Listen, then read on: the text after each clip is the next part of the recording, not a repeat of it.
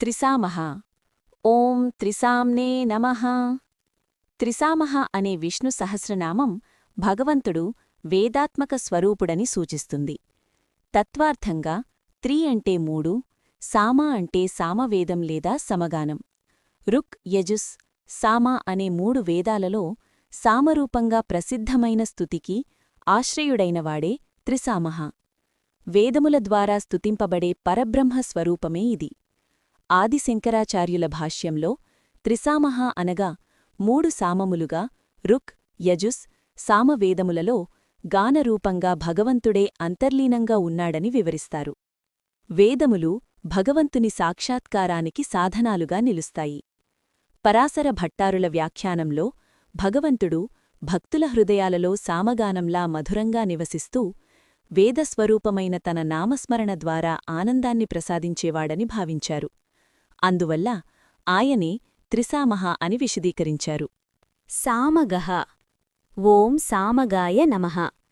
సామగః అనే విష్ణు సహస్రనామం భగవంతుడు సామవేద స్వరూపుడై సామగానంగా స్తుతింపబడేవాడని సూచిస్తుంది.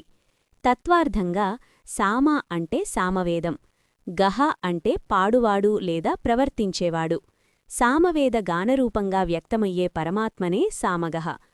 ఆదిశంకరాచార్యుల భాష్యంలో సామగః అనగా సామవేద మంత్రాలను గానరూపంగా వ్యక్తపరుస్తూ యజ్ఞాలలో స్తుతింపబడే పరబ్రహ్మ అని వివరిస్తారు.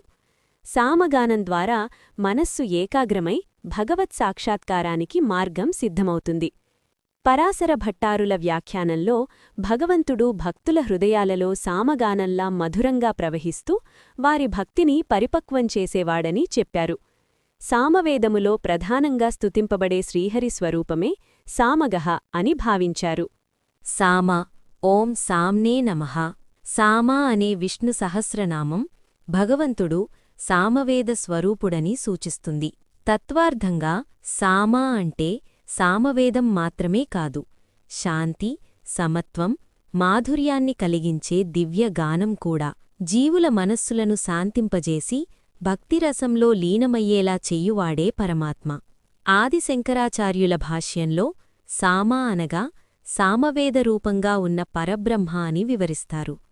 వేదాలన్నీ ఆయన స్వరూపమే గనుక సామవేదమూ ఆయన స్వభావ ప్రకటనమే అని భావించారు. పరాశర భట్టారుల వ్యాఖ్యానంలో భగవంతుడు సామవేద గానముగా భక్తుల హృదయాలలో ఆనందం, శాంతిని ప్రసాదించేవాడని చెప్పారు. సామవేదంలో ప్రధానంగా స్తుతింపబడే శ్రీహరియే సామ అని నిర్ధారించారు. నిర్వాణం. ఓం నిర్వాణాయ నమః. నిర్వాణం అనే విష్ణు సహస్రనామం భగవంతుడు సమస్త పాపబంధాల నుండి విముక్తిచ్చేవాడని సూచిస్తుంది.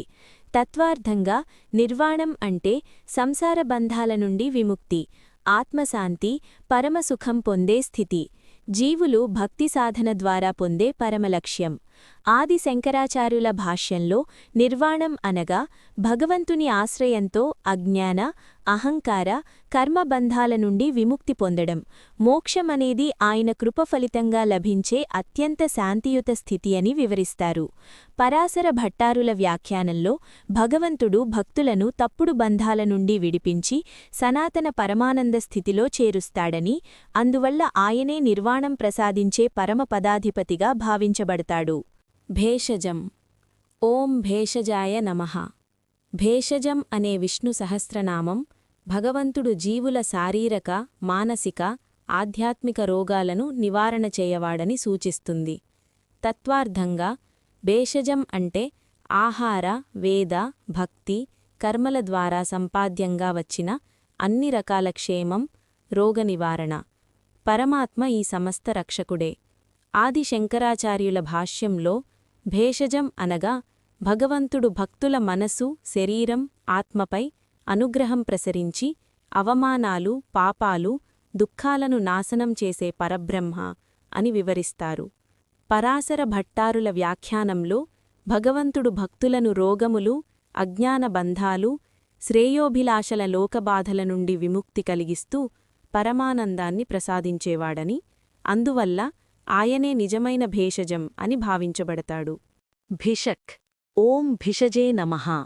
భిషక్ అనే విష్ణు సహస్రనామం భగవంతుడు జీవుల దుర్మార్గ రోగ కష్టం పాపాలను నశింపజేసేవాడని సూచిస్తుంది. తత్వార్థంగా భిషక్ అంటే వైద్యుడు, శోధకుడు. ఆయన భౌతిక మానసిక ఆధ్యాత్మిక వ్యాధులను సరిచేసి జీవులను సుఖమయంగా చేసే పరమాత్మ. ఆది శంకరాచార్యుల భాష్యంలో భిషక్ అనగా పరబ్రహ్మ భక్తుల కష్టం పాపాల వైద్యం నశీకరణకర్తగా ఉన్నాడని వివరించారు. భగవంతుడు మాత్రమే శ్రద్ధ జ్ఞానం కృషితో సమస్యలను నివారించే క్షమత గలిగినవాడు. పరాశర భట్టారుల వ్యాఖ్యానంలో భగవంతుడు భక్తుల లౌకిక లోకేతర కష్టాలను తొలగించి శాంతి ఆనంద మోక్షాన్ని ప్రసాదించేవాడని చెప్పారు. అందువల్ల ఆయనే నిజమైన భిషక్ జీవరక్షకుడని భావించారు. సన్యాసకృత్. ఓం సన్యాసకృతే నమః. సన్యాసకృత్ అనే విష్ణు సహస్రనామం భగవంతుడు సమస్త సన్యాసాలను ఆచరించినవాడని సూచిస్తుంది. తత్వార్థంగా సన్యాసకృత్ అంటే సన్యాసాన్ని ఏర్పర్చేవాడు. భౌతిక మానసిక బంధాలను విడిచిపెట్టి పరమాత్మానంద సాధనకు మార్గం చూపేవాడే పరమాత్మ. ఆది శంకరాచార్యుల భాష్యంలో సన్యాసకృత్ అనగా భగవంతుడు జీవుల కోసం సన్యాస విధానాలను స్థాపించి విధర్మ కర్మబంధాల నుండి విముక్తి పొందే మార్గాన్ని చూపిన పరబ్రహ్మ అని వివరిస్తారు. పరాశర భట్టారుల వ్యాఖ్యానంలో భగవంతుడు భక్తులకు సన్యాస యోగాన్ని ప్రకటించి ఆధ్యాత్మిక లక్ష్య సాధనలో సహకరించేవాడని, అందువల్ల ఆయనే సన్యాసకృత్ అని భావించారు. శమః. ఓం శమాయ నమః. శమః అనే విష్ణు సహస్రనామం భగవంతుడు సమస్త దుఃఖ కోప అనారోగ్య విషాదాలను నిర్మూలించేవాడని సూచిస్తుంది. తత్వార్థంగా శమః అంటే శాంతి సమత్వం కలిగించేవాడు, జీవులను భయ దుఃఖాల నుండి విముక్తి కల్పించేవాడే పరమాత్మ.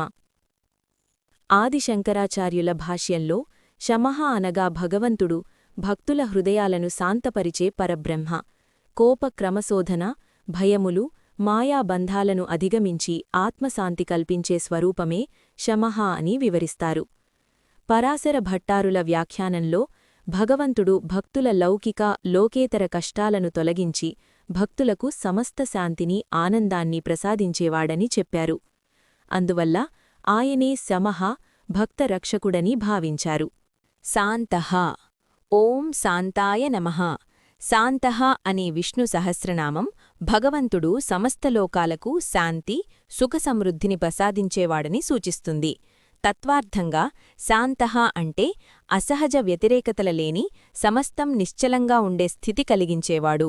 భక్తుల హృదయాలలో శాంతి ఆనందాన్ని నిలిపివేసేవాడే పరమాత్మ. ఆది శంకరాచార్యుల భాష్యంలో శాంతః అనగా భగవంతుడు సమస్త జగత్లోకాలకు కరుణ శాంతి సమత్వం ప్రసాదించే పరబ్రహ్మ. సృష్టి స్థితి లయలో కూడా ఆయన స్థితి నిశ్చలమై ఉండడం వల్ల శాంతి అని వివరిస్తారు. పరాశర భట్టారుల వ్యాఖ్యానంలో భగవంతుడు భక్తుల హృదయాలను ఆందోళన భయం కోపాల నుండి విముక్త చేసి శాంతి సమత ఆత్మసమాధి కలిగించేవాడని, అందువల్ల ఆయనే శాంతః అని భావించారు. పారాయణం. ఓం పారాయణాయ నమః. పారాయణం అనే విష్ణు సహస్రనామం భగవంతుడు జీవులకు పరమగమ్యంగా శరణ్యంగా ఉన్నాడని సూచిస్తుంది. తత్వార్థంగా పారాయణం అంటే పరమ ఆశ్రయం తుది గమ్యం, సంసార సాగరాన్ని దాటించేది, జీవులను మోక్షమార్గంలో నడిపించేది పరమాత్మనే. ఆది శంకరాచార్యుల భాష్యంలో పారాయణం అనగా సమస్త కర్మబంధాల నుండి విముక్తి పొందే స్థిరాశ్రయంగా ఉన్న పరబ్రహ్మ అని వివరిస్తారు. ఇతర ఆశ్రయాలు అనిత్యమైనవైనా భగవంతుడే నిత్య శాశ్వత ఆశ్రయమని ఆయన భావం. పరాశర భట్టారుల వ్యాఖ్యానంలో భగవంతుడు భక్తులకు ఏకైక శరణ్యంగా నిలిచి వారిని సంసార భయాల నుండి రక్షించి పరమపదానికి చేర్చేవాడని, అందువల్ల ఆయనే నిజమైన పారాయణమని చెప్పారు.